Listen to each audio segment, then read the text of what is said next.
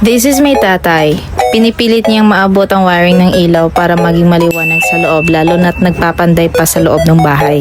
And after how many minutes, natapos rin. Mainit at maalinsangan pa naman ng oras na ito.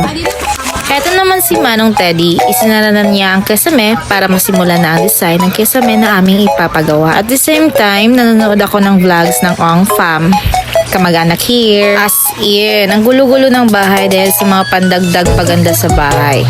Kesame at glass windows. At syempre, ang highlights dito ang pagpapalagay namin ng aircon. Declutter na rin sa ibang gamit para naman mabawasan kahit konti ang mga abubot sa paligid. Nagsimula ako sa ilalim ng kama. Meron kasi kaming nilalagay ng mga mega boxes para malagyan ng mga ekstrang gamit at kung mga anik-anik. At ayan nga, inubo pa. Meron rin akong nakitang mga extrang notebooks sa isa sa mga mega boxes. Nakalimutan ko na sa sobrang daming isiniksik sa mga storage box. Eto na, ibabalik ko na siya sa ilalim since tapos ko na ma-declutter ang mga laman nitong pink storage box. Dito na naman ako sa black storage box kung saan nakalagay ang ibang mga damit ko. Yung mga damit na bihira ko lang suotin at soon ipapamigay na rin. At last, after how many days, natapos na ang ceiling design na aming pinaplano noon. Magiging Cove Light ceiling design ito since naka-order na kami sa online shop ng mga PVC strip lights na ilalagay sa pagitan ng ceiling. Last day, nag-grocery shopping ako at bumili ng canned tea. Base sa packaging, ito ay ginger and barley tea. Ang lasa, 8 out of 10. Another day, another upgrade sa bahay. Magpapaglass window na kami. Ito yung malaking bintana namin, pero sa isip namin ay sayang ang view sa area na katapat ng aming bintana. Kaya napagpasyahan namin gawin siyang sliding window at the same time pwede naming daanan papunta sa aming kubo. Ito naman yung Jisoo Life handheld fan na naging freebie sa aircon na na-purchase namin sa Abenson. Oo, naka-purchase na agad kami ng aircon kahit na pinapagawa at tinatapos pa ang mga bintana ng bahay. Wala nang time magluto dahil sa sobrang gulo ng bahay, kaya napa-order ng fast food. Napabili na rin ako ng isang pair ng rod holder para sa blackout curtain sa aming sala. And the struggle is real, lalo na sa paglagay ng rod holder. Kapos sa patungan at height ay napalaban ako sa pagpapaikot-ikot ng screws and locks ng holder. Yung kurtina namin ay medyo may pagka-brown na medyo cream para naman bumagay sa motif at design ng bahay. Ito na, natapos na rin ang pag-install ng glass sliding window / door sa aming kwarto. Maliwalas ng tingnan na medyo may pagka-infinity sight pa sa labas. Infinity rin ang kalat ng bahay. Naglalakad ako sa labas ng bahay para maghanap ng welder at electrician. Dahil ang installer ng aircon na aming nabilhan ay literal na mag-i-install lang talaga ng aircon. Akala namin ay uupo na lang kami at manunood na matapos na ma-install ang aircon. Pero kami pa pala maghahanap ng electrician at welder. Buti na lang, napakiusapan namin ang mga workers sa isang building na malapit sa amin. At ito na nga, at nagamit na namin ang aircon. Ang next step na lang ay kung papaano ko matatapos ang pagliligpit ng mga kalat sa loob ng bahay. Dito rin tumatambay ang mga alagang hayop ng aming kapitbahay. Siguro kasi ay parang kami lang ang bahay na may tao sa loob. Kasanayan kasi sa mga kapitbahay namin ay may mga trabaho sa umaga.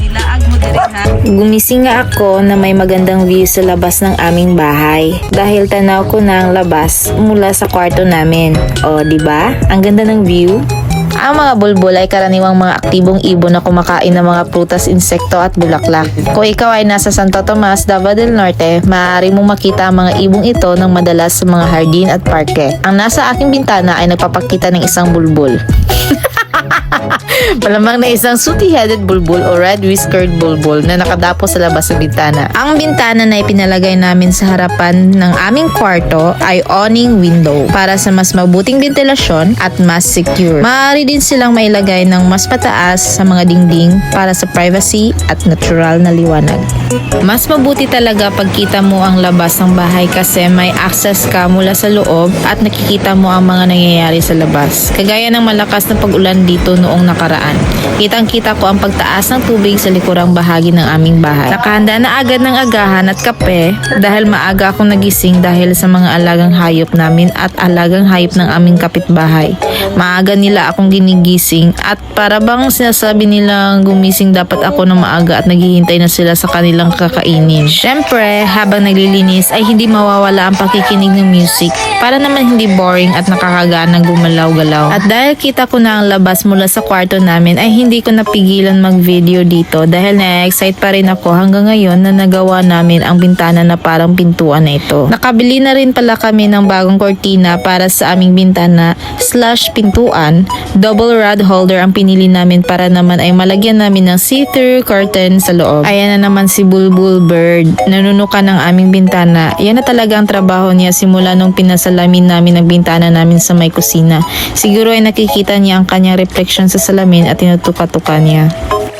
Sunod-sunod talaga ang araw na palagi na lang umuulan kaya walang magawa kundi manatili sa loob ng bahay at tapusin ang pagliligpit ng mga nakakalat na gamit. Gumabi na nga na makauwi kami sa aming bahay.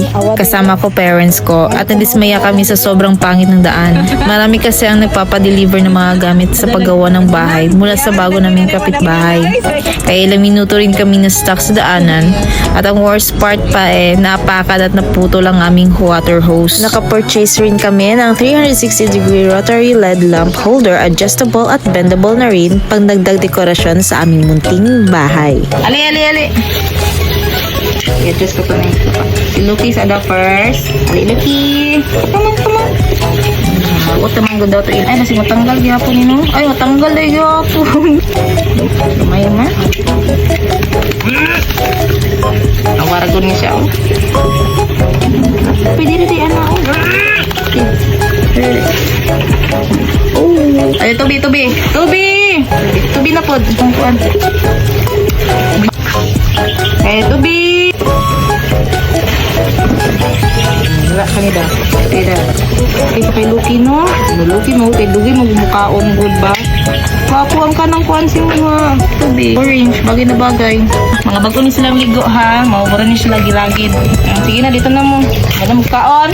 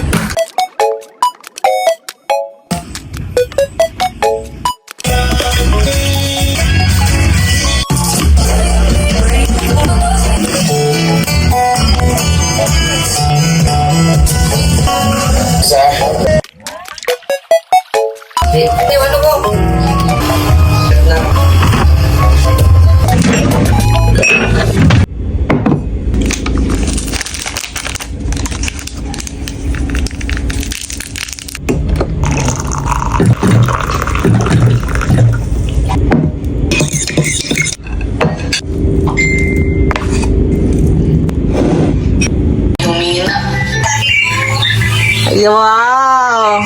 From plain glass. Before, wala siyang plain na glass. So after, okay, tignan nyo naman. I hope I can do it today because yesterday weather was bad.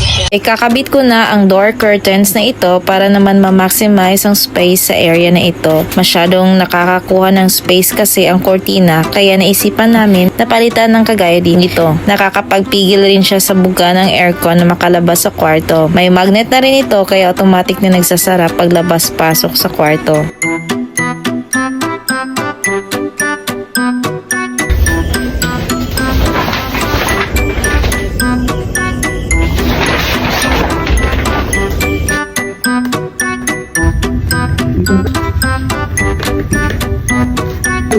What are there? Mga wat.